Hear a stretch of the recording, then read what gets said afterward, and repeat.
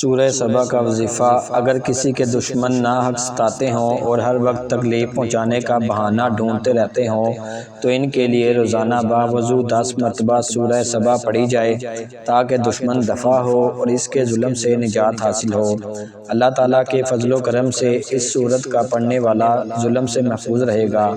اگر کوئی شخص ناحق ظلم کرتا ہو تو مظلوم باوضو 7 مرتبہ سورہ سبا پڑھے، انشاءاللہ تعالیٰ ظالم کے ظلم سے نجات حاصل ہوگی اور مظلوم ظلم سے محفوظ رہے گا۔ موذی اور تکلیف دینے والے جانوروں سے حفاظت: اگر کوئی شخص سورہ سبا باوضو سفید کاغذ پر لکھ کر موم جمع کر کے سفید کپڑے میں لپیٹ کر اپنے دانے بازو پر باندھے تو اللہ کے فضل و کرم سے ہر قسم کے موذی جانوروں کے نقصان سے محفوظ رہے گا۔